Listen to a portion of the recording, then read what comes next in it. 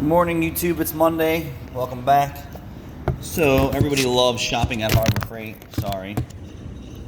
And I picked up their multimeter because my Fluke died, and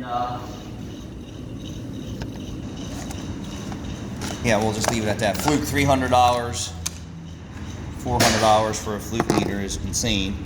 I had one of these before, and I don't remember what happened to it, but it definitely broke. So we're taking it apart, unboxing. Find a little screwdriver in here.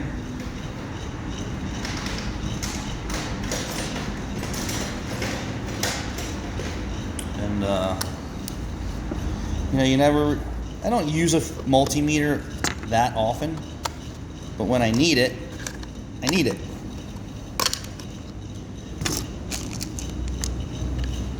So hopefully this 9-volt battery they supplied is actually got some juice in it. I could use the multimeter to test it. The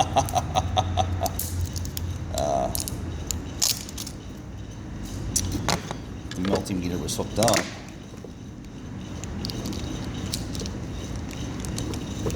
And I forget what happened to the last one. I think I dropped it so many times it stopped working, you know. That tends to happen when you're in my line of work.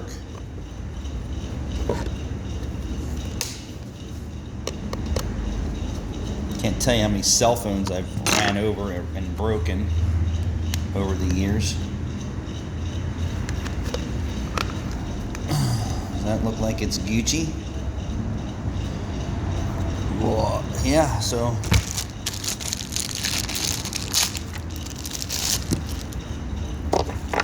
positive and negative leads.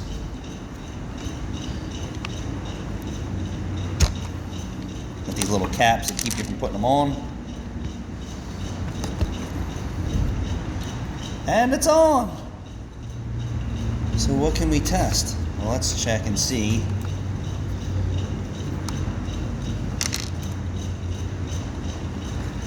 So that's working.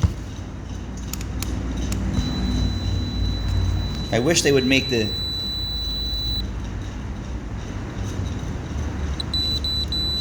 beep a lot louder for continuity, but it is what it is. Yeah. So that's that. That's mostly what I use this for, is to see if there's an opening in a circuit. But it's affordable. I think it was $40. So yeah. 400 versus 40. I'll take the $40 option. And then it has a little spot back here that you can put your leads on, like so. And then I'll toss this into my electrical diagnostic box. And there you have it. Voila! If I don't use this, looks like it's a fuse tester. I guess if I read the instructions, I would know, huh? Not really sure what that's for. Oh. Plugs in here. I could figure that out another time. Thanks for watching.